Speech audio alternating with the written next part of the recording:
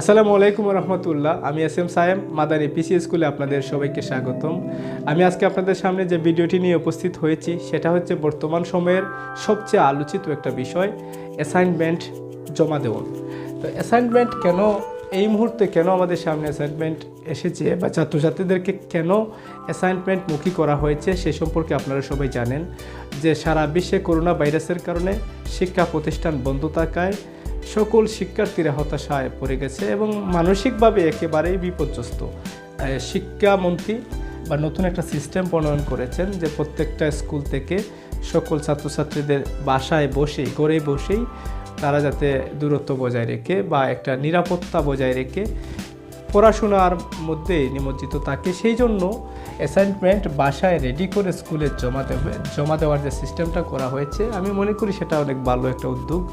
আর কিন্তু সমস্যাটা হয়েছে যে জায়গায় যে এই অ্যাসাইনমেন্ট সিস্টেমটা থানা পর্যায়ে ইউনিয়ন পর্যায়ে যে সকল শিক্ষার্থীরা পড়াশোনা করছে তারা একেবারেই এই বিষয়ের সাথে নতুন একটা অবস্থা বা নতুন পরিচিত হয়েছে।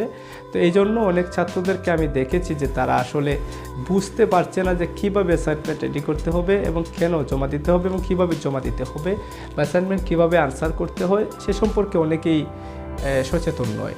আবার যেহেতু একটা পরীক্ষা অলরেডি হয়ে গেছে, অ্যাসাইনমেন্ট একটা অলরেডি জমা নেওয়া হয়ে গেছে, সুতরাং অ্যাসাইনমেন্ট কীভাবে রেডি করতে হয় অনেকেই শিখে গেছে। কিন্তু আমি আজকে যে বিষয়টা নিয়ে আপনাদের সামনে উপস্থিত হয়েছি আমার ওই সকল দুর্বল ছাত্রছাত্রীদের জন্য যারা আসলে দীর্ঘদিন করোনা ভাইরাসের কারণে পদার্থবিজ্ঞান অর্থাৎ সায়েন্সে যে সকল ছাত্রছাত্রীরা পড়েন তারা হয়তো প্রাইভেট বা স্কুলে ক্লাস করতে পারেন নাই, যার কারণে পদার্থবিজ্ঞান অনেকটাই দুর্বল। তো আমি ওই সকল ছাত্রছাত্রীদের জন্য যাতে সহজে ঘরে বসে তারা এই অ্যাসাইনমেন্ট রেডি করে স্কুলে জমা দিতে পারে সেই জন্যই আমি এই টপিকটা নিয়ে আপনাদের সামনে উপস্থিত হয়েছি। আজকে পদার্থবিজ্ঞানের নবম শ্রেণীর যে অ্যাসাইনমেন্ট সেটা নিয়ে আমি আপনাদের সামনে উপস্থিত হয়েছি। আমি অল্প সময়ের মধ্যেই এই টপিকটা সলভ করে দেওয়ার চেষ্টা করব। অ্যাসাইনমেন্টে এসেছে যে স্থির অবস্থান থেকে যাত্রা শুরু করে 600 কেজি বড়ের একটি গাড়ি 0.2 মিটার/2 সুষম ত্বরণে 60 সেকেন্ড চলার পর 400 কেজি বড়ের একটি স্থির পিকআপ ভ্যানের সাথে ধাক্কাকে আটকে একত্রে 7.2 মিটার/সেকেন্ড বেগে চলতে থাকে। অর্থাৎ এটা হচ্ছে গতি এবং বল অধ্যায়ের একটা ম্যাথ। খুব সহজ একটা প্রশ্ন করা হয়েছে। এই সহজ প্রশ্ন করার পেছনে একটা কারণ আছে, কারণ যারা প্রশ্ন করেছে তারা তো জানে যে ছাত্ররা পড়াশোনা থেকে আসলে মোটামুটি একটা বিরত ছিল। তো প্রথম প্রশ্নটা হচ্ছে নিউটনের তৃতীয় সূত্রটি ব্যাখ্যা করো। নিউটনের তৃতীয় সূত্রটি হচ্ছে প্রত্যেক ক্রিয়ারই একটা সমান এবং বিপরীত প্রতিক্রিয়া রয়েছে। প্রত্যেক ক্রিয়ারই একটা সমান এবং বিপরীত প্রতিক্রিয়া রয়েছে। তো প্রথমটার উত্তর আপনারা লিখে নেবেন। আমি আবারও বলছি যে প্রত্যেক ক্রিয়ারই একটি সমান ও বিপরীত প্রতিক্রিয়া রয়েছে। নাম্বার 2,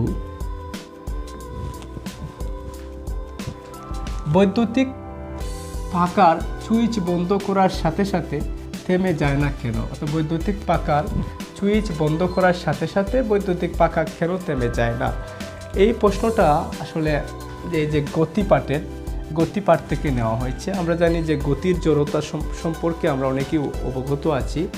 জড়তা হচ্ছে একটা বস্তু চিরকাল যে অবস্থায় আছে সেই অবস্থায় থাকতে চাওয়ার ইচ্ছা, সেই অবস্থায় থাকতে চাওয়ার যে প্রবণতা তাকে বলে জড়তা। অর্থাৎ একটা গতিশীল বস্তু যদি গতিশীল থাকতে চাওয়ার ইচ্ছা, একটা স্থির বস্তু স্থির থাকতে চাওয়ার ইচ্ছাকে বলা হয় জড়তা। তো এখানে যে বৈদ্যুতিক পাখার সুইচ বন্ধ করার সাথে সাথে বৈদ্যুতিক পাখাটি থেমে যায় না কেন? কারণ যখন একটা বৈদ্যুতিক পাখাকে চালনা করা হয় তখন সে গতি জড়তায় রূপান্তরিত হয়। যেহেতু আমরা জানি যে জড়তা হচ্ছে বস্তু যে অবস্থায় আছে সেই অবস্থা থাকতে চাওয়ার প্রবণতা, তাহলে সুইচ দেওয়ার পরে বৈদ্যুতিক পাখা ঘুরতে থাকে। এই ঘুরতে থাকার প্রবণতার কারণে হঠাৎ করে যদি সুইচকে বন্ধ করে দেওয়া হয় তাহলে পাখা তার আপন গতিতে ঘুরতে চায়, সেই জন্য সাথে সাথে সুইচ বন্ধ করে দেওয়ার সাথে সাথে পাখাটা বন্ধ হয় না। এইভাবে আপনারা একটু সাজিয়ে লিখলেই আনসারটা হয়ে যাবে। নাম্বার গো, প্রশ্ন করা হয়েছে যে প্রথম গাড়িতে প্রযুক্ত বলের মান কত? প্রথম গাড়িতে প্রযুক্ত বলের মান কত? আসলে এখানে বলের এই পার্টে বলের অনেক সূত্র রয়েছে। তার মধ্যে আমরা যেটি জানি, একটি সূত্র আমরা জানি যে আমরা জানি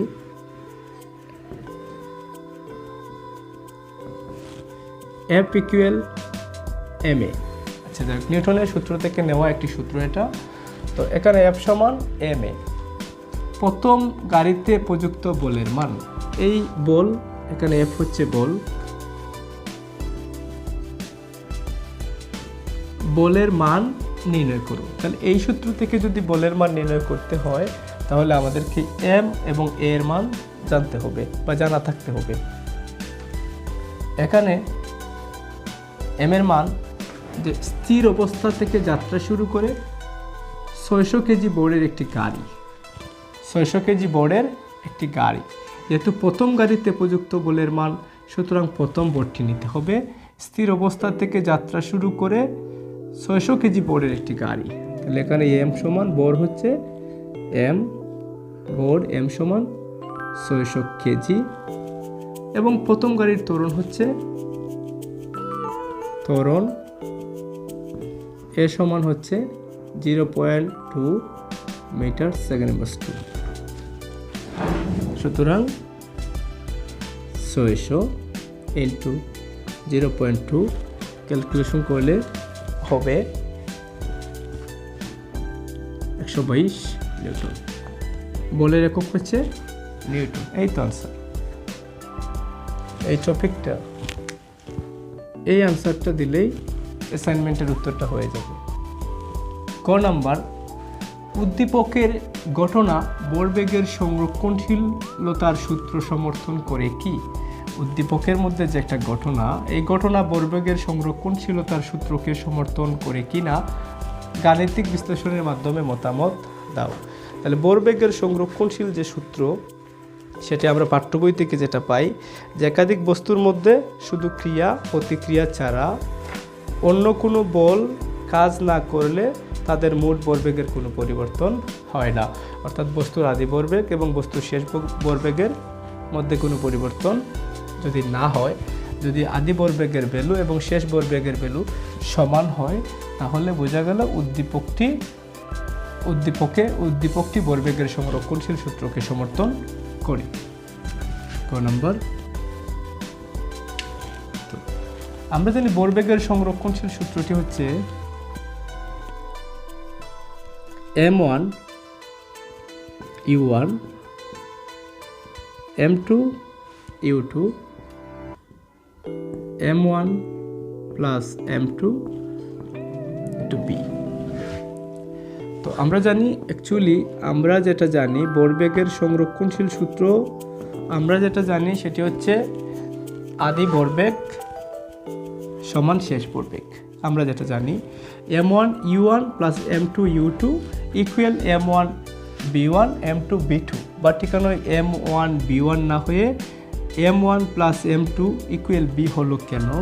কারণটি হচ্ছে স্থির অবস্থান থেকে যাত্রা শুরু করে 600 কেজি বোর্ডের একটি গাড়ি এত সুষম ত্বরণে 60 সেকেন্ড চলার পর 400 কেজি বোর্ডের একটা স্থির পিক আপ ভ্যানের সাথে ধাক্কাকে আটকে একত্রে এত বেগে চলতে থাকে। এই যে ধাক্কাকে একত্রে চলতে শুরু করে, যদি পি বস্তুটি কিউ বস্তুকে ধাক্কা দিয়ে এটা এদিকে আর এটা এদিকে আসতো, অর্থাৎ ধাক্কা খাওয়ার পরে যদি দুই দিকে যেত তাহলে নতুন বেগের সৃষ্টি হতো, যদি দুই দিকে যেত। যেহেতু ধাক্কা খাওয়ার পরে উভয় বস্তু একই সাথে একত্রে চলতে শুরু করে, সুতরাং প্রথম বস্তুর বেগ এবং দ্বিতীয় বস্তুর বেগ একই হওয়ার কারণে এখানে বি মেনশন করা হয়েছে। তাহলে প্রথম বস্তুর বেগ কত? এখানে প্রথম বস্তুর বেগটি সরাসরি দেওয়া নেই, এখানে এটাকে বের করে নিতে হবে, যে এখানে বি ইকুয়াল ইউ প্লাস এটি। যেহেতু একটা দুইটা গাড়ির মধ্যে যদি সংঘর্ষ হতে হয় তাহলে অন্তত পক্ষে একটি গাড়িকে চলমান থাকতে হবে। তো যেহেতু দ্বিতীয় গাড়িটি স্থির পিক আপ, তাহলে প্রথম গাড়িটি অবশ্যই চলতে চলতে কোনো একটা সময় ধাক্কা খায়। তাহলে প্রথম গাড়িটি কত বেগে চলেছিল সেটা আমাদেরকে নির্ণয় করে নিতে হবে। তাহলে ইউ প্লাস এটি জানা থাকলে প্রথম গাড়ির বেগ বেরিয়ে আসবে। তো আমরা জানি এখানে প্রথম গাড়িটির আদিবেগ হচ্ছে স্থির অবস্থান থেকে, যেহেতু স্থির অবস্থান থেকে সুতরাং আদিবেগ হচ্ছে 0। সময় হচ্ছে সময় t সমান 60 সেকেন্ড, সময় t হচ্ছে 60 সেকেন্ড। ত্বরণ এ হচ্ছে 0.2 মিটার সেকেন্ড ইনভার্স 2, ইউ হচ্ছে 0, ত্বরণ হচ্ছে 0.2 ইন্টু সময় হচ্ছে 60 সেকেন্ড। ক্যালকুলেশন করলে উত্তরটি হবে 12 metre per second. 12 metre per second, metre per second হচ্ছে বেগের একক, তো 12 মিটার পার সেকেন্ড।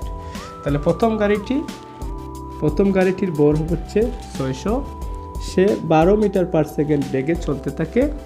চলতে 400 কেজি ভরের একটা বস্তুকে, স্থির বস্তুকে, সুতরাং দ্বিতীয় বস্তুর বেগ হচ্ছে 0। যে দ্বিতীয় গাড়ির বেগ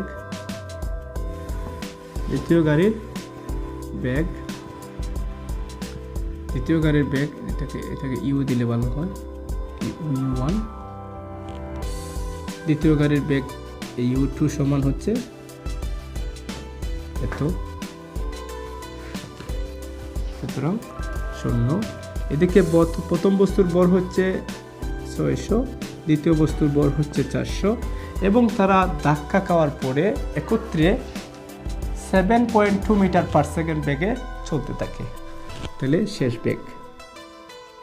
শেষ বেগটি হচ্ছে b equal 7.2 metre per second. 7.2, তো ক্যালকুলেশন করলে 1000, 7.2 এইদিকে ক্যালকুলেশন করলে হবে 7200, এদিকে ক্যালকুলেশন করলে হবে 7200। আমি ক্যালকুলেশনটা করে রেখেছি যাতে সময়টাকে একটু কমিয়ে রাখা যায়। তাহলে দেখা গেল যে আদি ভরবেগ এবং শেষ ভরবেগ সমান। যেহেতু আদি ভরবেগ এবং শেষ ভরবেগের ভ্যালু সমান, সেহেতু উদ্দীপকের ঘটনা ভরবেগের সংরক্ষণশীল সূত্রকে সমর্থন করি। এই ক, খ, গ এবং কহ আনসারটাকে যদি এইভাবে অ্যাসাইনমেন্ট পেপারে একটু সুন্দর করে সাজিয়ে গুছিয়ে লিখে জমা দেওয়া হয়, তাহলে অতি উত্তম মার্ক আপনারা ক্যারি করতে পারবেন। এই ছিল আজকের অ্যাসাইনমেন্টের উত্তরপত্র। পরবর্তী অ্যাসাইনমেন্ট নিয়ে আপনাদের সামনে অবশ্যই উপস্থিত হব। আজকের মতো সবাই ভালো থাকুন, সুস্থ থাকুন। আসসালামু আলাইকুম।